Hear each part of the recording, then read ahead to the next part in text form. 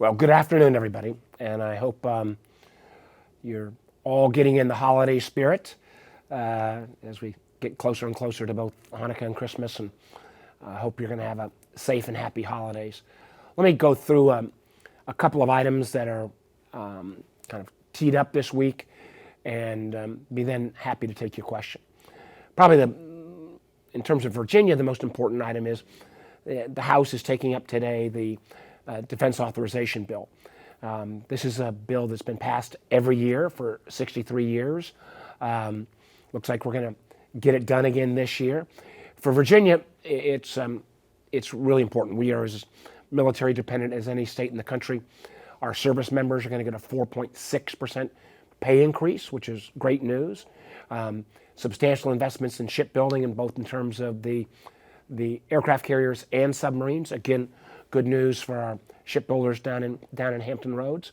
There's additionally about $285 million in military construction projects in Virginia at literally 14 different installations. So that'll not only improve the installations around the Commonwealth, but will provide, obviously, additional construction jobs.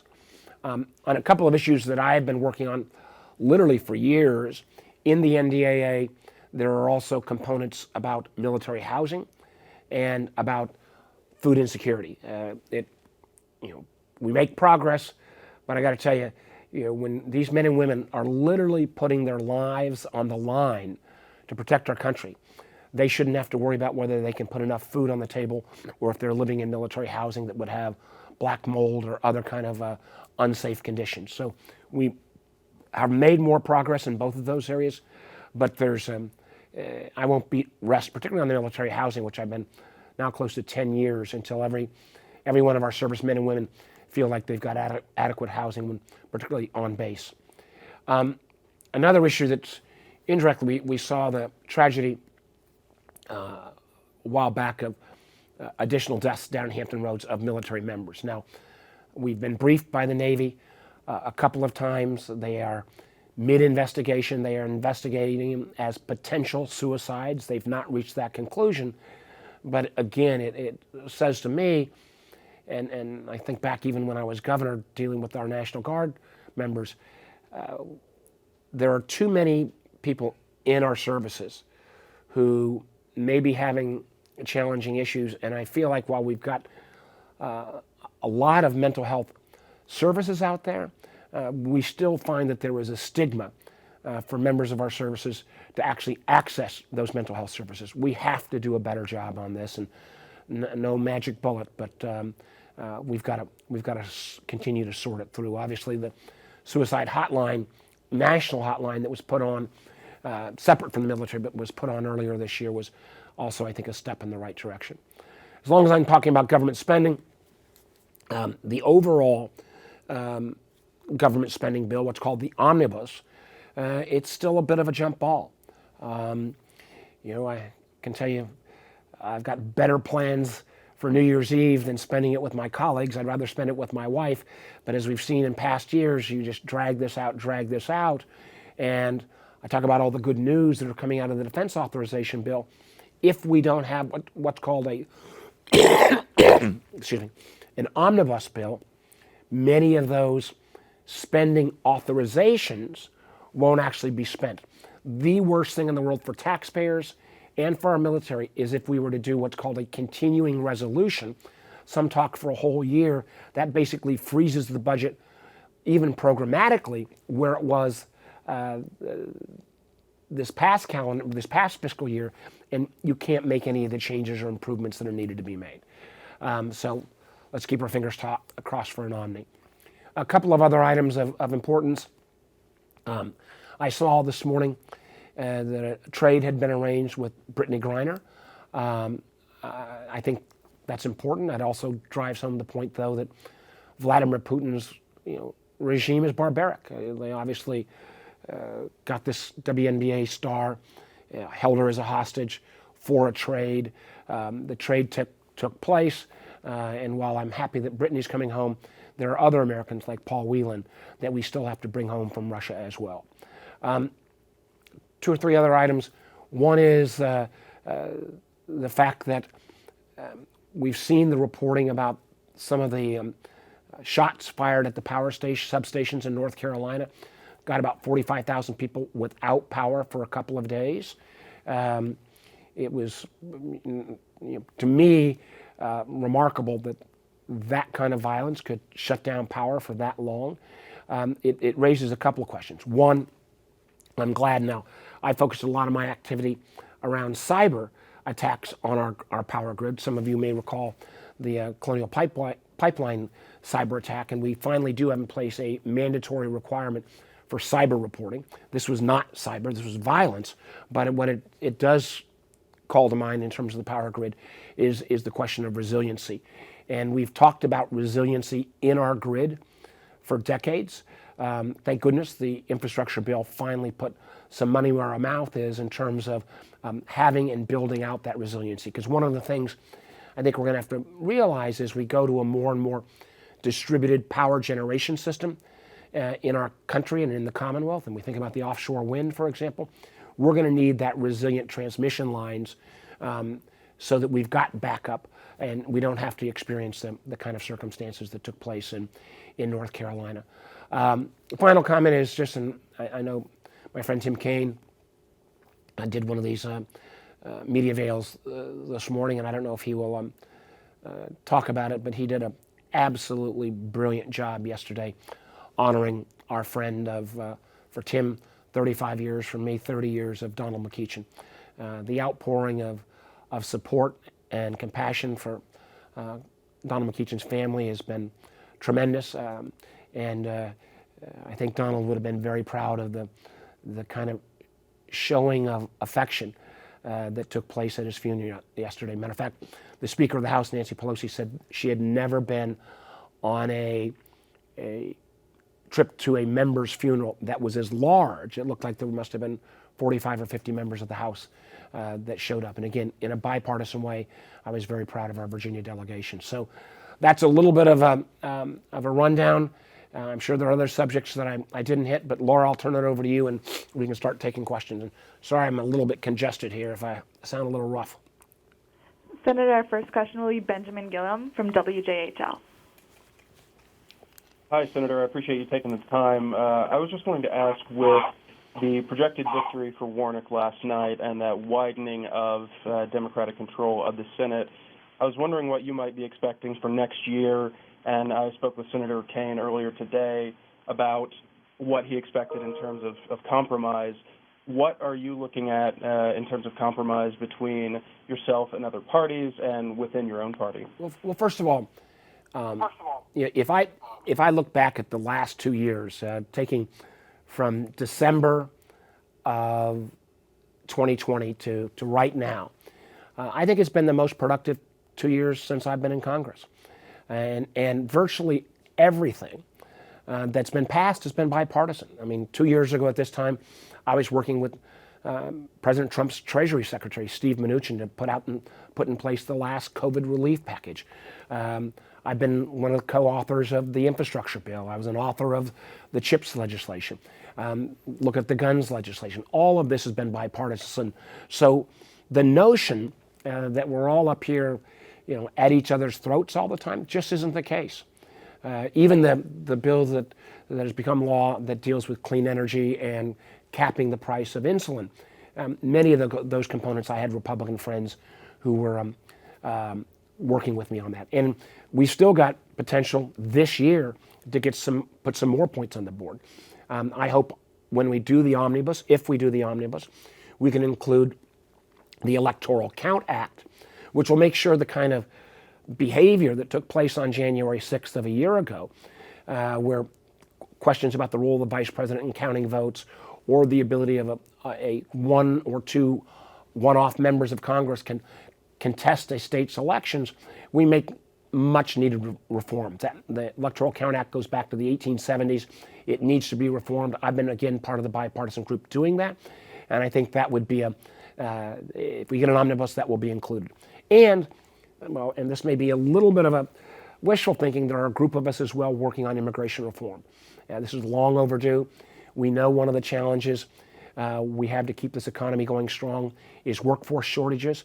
I think about in agriculture, I think about all of these chips factories that we hope to build. Some of them I hope to build in Virginia.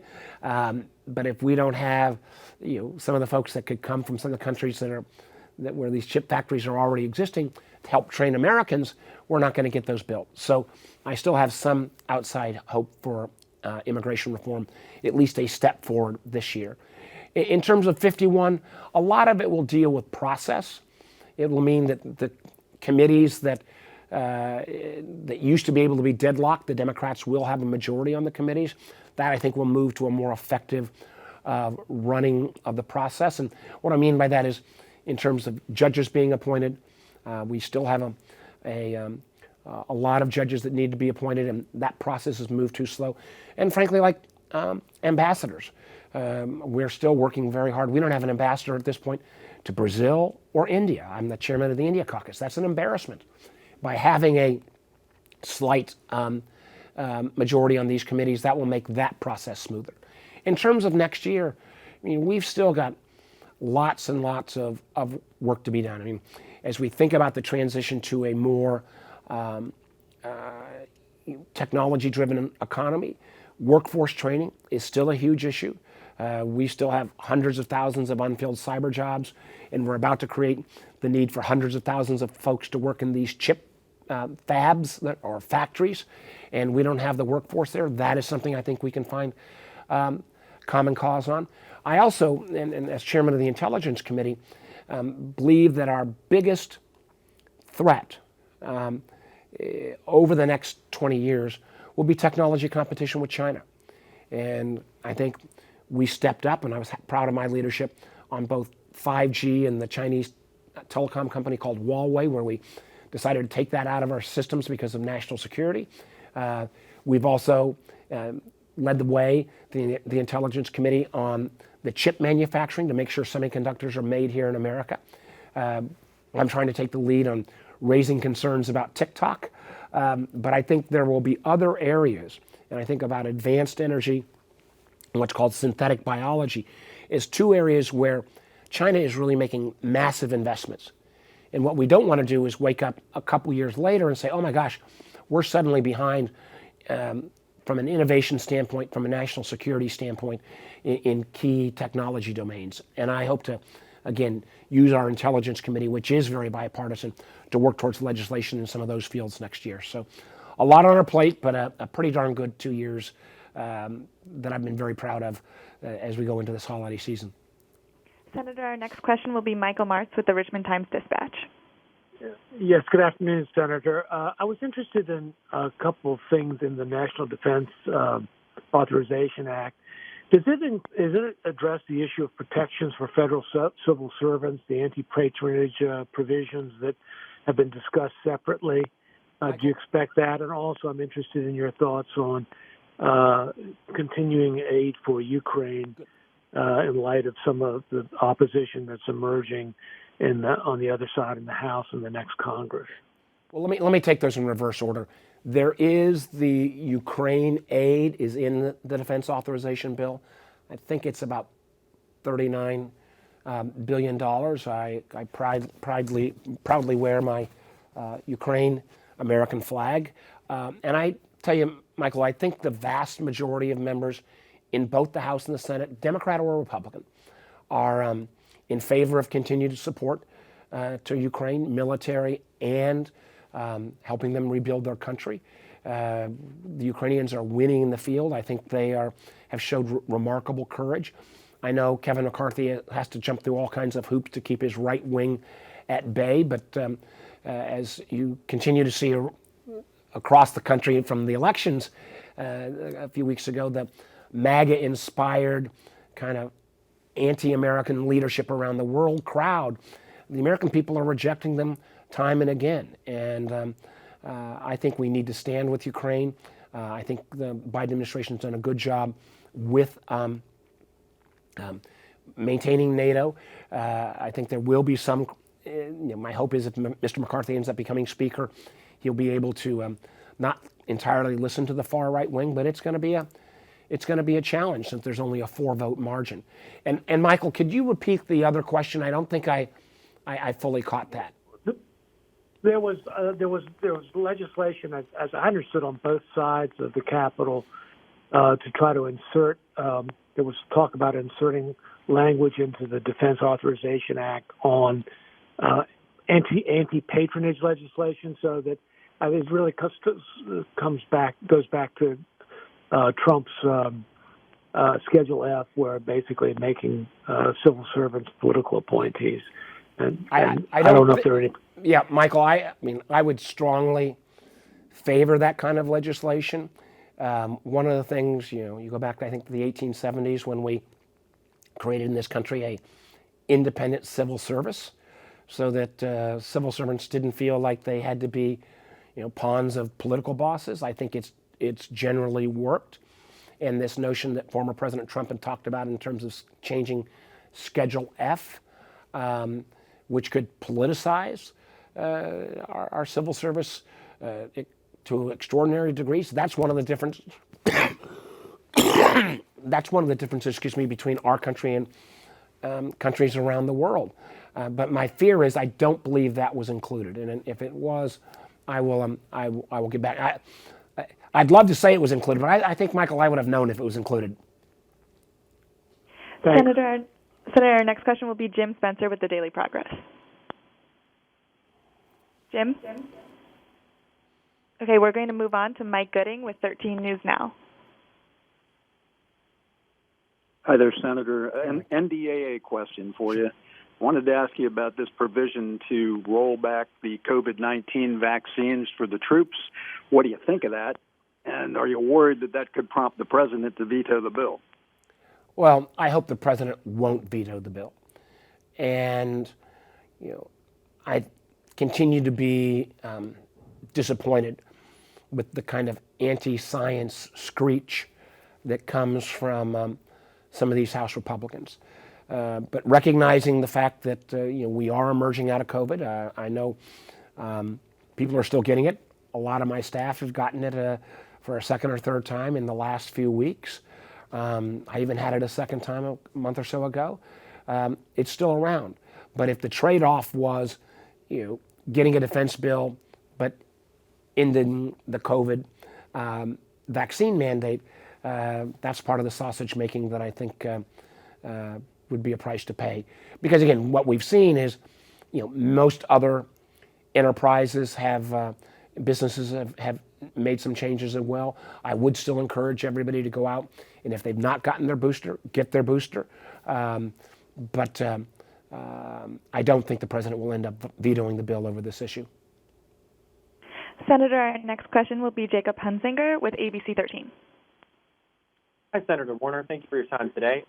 You released a statement in the last probably hour or so talking about the Respect for Marriage Act that was passed here in Congress and how it's the first step in making sure that is safe for Virginians here in the Commonwealth, and the need to repeal the ban from the statewide ban that was passed back in 2006. Can you kind of touch on the process for making that happen and why it's so important to get that ban repealed here in the near future? Well, the good news, let's start with the good news. And both in the Senate and the House, this were big bipartisan majorities, and a number of Republicans voted for marriage equality. And this was both about same-sex marriage, but it was also making sure that interracial marriage could not be banned.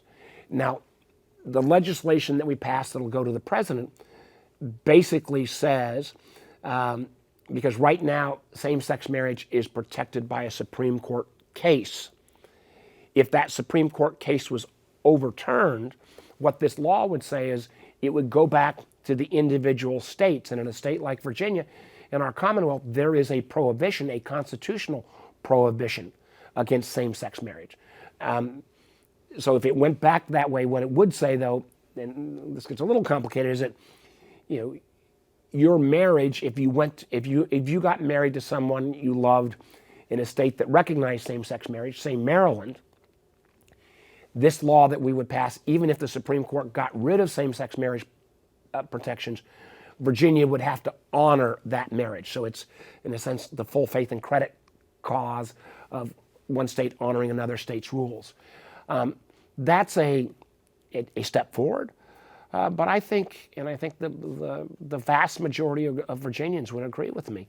we ought to go ahead and take the steps, the General Assembly, the governor, to get rid of that constitutional ban on same-sex marriages. I mean, remember, Virginia has a good, bad, and the ugly history around issues of human rights. I mean, remember, it was the Commonwealth of Virginia where interracial marriage was prohibited, and it took a Supreme Court case, Loving versus Virginia, to overturn that. So I would hope that Virginia, in light of where the vast majority of Virginians are in terms of respecting your right to marry whoever you love, and there are appropriate religious freedom protections put into this law, I would hope that the Governor and General Assembly would take the lead in saying, hey, let's get this constitutional amendment off our books and become the kind of welcoming state that has allowed, businesses and international businesses all around the world to come to Virginia for their headquarters. Because if you're going to attract world-class talent, you got to have an open and caring kind of society. And I think making those changes in our current constitutional prohibitions would be both the economic right thing to do, but also the moral right thing to do. Senator, our next question will be Joe Thomas, WCHV.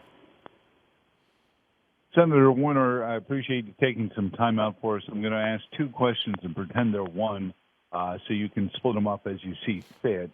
First, on the Brittany Griner trade for this arms dealer boot, do you think that was a good swap, or we could have gotten more for somebody as notorious as this arms dealer? And given the Twitter revelations from Elon Musk versus your work regarding TikTok surveillance of Americans, are you troubled that the only difference seems to be which government is surveilling Americans on these social media platforms? Well, Joe, you always ask provocative questions, so let me take them in reverse order. On the question of the trade for Brittany Griner, this arms dealer was a bad guy. I wish we could have gotten Paul Whelan out as well. But for this woman who was clearly being held hostage, was looking at a 9-year prison sentence, had already been sent to a penal colony. I'm not going to second guess what the administration did. I'm glad Brittany's coming home. I think that it sends the right signal. And I think the administration needs to stay focused as well on getting Paul Whelan and any other American that's held hostage by Putin's despotic regime out as quickly as possible. On the question of TikTok and Twitter, let me just do a couple of things here. One, on Twitter, my concern, Joe, with Mr. Musk's ownership of Twitter really has less to do about whether he puts Donald Trump back on or not on Twitter. I am concerned that Mr. Musk seems to be allowing, racist and anti-Semites back on Twitter that were on even before Donald Trump came into the kind of the political consciousness. But I am concerned, and I think there are security issues that need to be raised about Mr. Musk's absolute dependence on the Communist Party of China. All those Teslas, which is the vast majority of his fortune, they get all their batteries from China that is oftentimes made with the Uyghur labor that's treated horribly. If you look at what Mr. Musk has said about the Communist Party regulatory regime, or his good comments about the Communist Party organization, his comments about President Xi, that worries me when he says good things about CCP, but then trashes American regulators. So Mr. Musk is a brilliant guy. I was a big supporter of his in SpaceX, but it is more than concerning that he seems to be willing to kind of kiss up to the Communist Party leadership and yet is so disdainful of regulators in America or in Europe or elsewhere around the world, number one. Number two, on TikTok. What about on TikTok, Joe, let me just be clear. I have two concerns on TikTok, and these have evolved. One is, TikTok absorbs so much information, disproportionately young people. Our eye movements, our keystrokes, and I have huge concerns about Facebook and Google and YouTube collecting information about Americans, but it's particularly It is different to me when it's the Communist Party of China potentially collecting this information. But the other thing that I think I need to do a better job of explaining is TikTok both absorbs personal information, but it's also a communications network. If you look at TikTok is owned by a company named ByteDance. That's a Chinese company. The TikTok that Chinese citizens receive emphasizes science and engineering and, frankly, urges you to be a better citizen versus the TikTok that is pretty darn crass that the rest of the world receives. And my concern is as long as these algorithms are being written by Chinese engineers in Beijing, they could turn the dial. They're not going to create content, but based upon what content you're seeing, as more and more kids get their news from TikTok, you could end up becoming victim to, frankly, what is a Communist Party propaganda. So I am very concerned about TikTok and its deep ties to the Communist Party in China. Senator, our What next about question. I'm sorry, Joe. We have to move on. Senator, our next question will be Amy Knowles with the Virginia Dogwood. Hey, Senator Warner, thanks for taking our questions. In December of last year, then Governor Ralph Northam said, "We have made sure that every Virginian will have broadband access by 2024. I was wondering if you think that Virginia is on track for that 2024 deadline or if things have changed over the past year." Well, Amy, thanks for a great question. I know where you live, one of the communities in Southside, they're going to need more of that broadband. What Governor Northam did that was so, I think, extraordinary was he took $500 million that the state had received from the American Rescue Plan, took another $200 million that I was proud to promote in one of the earlier COVID bills. So he's got that $700 million. Many localities also have their American Rescue Plan funds. So we are well positioned to get it by 2024. Matter of fact, that doesn't even count the money that is going to come from the infrastructure bill, another $65 billion. And Amy, that amounts roughly to be about another $800 million for Virginia going forward. Truth is, we're going to have plenty of money. We got to just make sure that we execute on this right. There are still problems coming with this next round of federal money that the maps that sometimes the incumbent providers put out there say a neighborhood or a community may be covered, and frankly, oftentimes it's not. I know I live part-time in King George County, and they say we're covered. I can tell you, we got crummy broadband. So making sure that the next round of federal money goes out in a smart way, that we targeted this really to the homes that don't have access or don't have access at any kind of high speeds. This is now down to an execution problem. It is not going to be a financial issue. And I am enormously concerned because with this kind of federal investment, and we've in past years done federal investment in broadband and sometimes screwed things up. We've got to make sure we focus on this, get it right. I say as a former business guy and a former governor, the bill isn't over once the president or the governor signs the bill. That's just the beginning. And making sure the Biden administration gets this next round of funding out is and done in an efficient way is I'm going to keep my eyes on that. Senator, our last question will be from Danielle Sandler with WVNS. Hi, good afternoon, Senator. Good afternoon.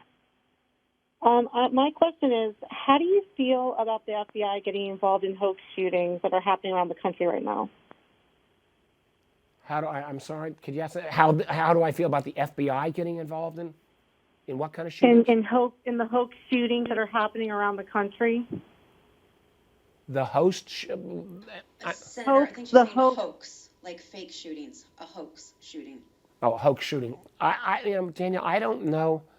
I don't know, frankly, that much about that. I mean, I know there have been, the FBI is normally called in by a local police department, if they need additional assistance.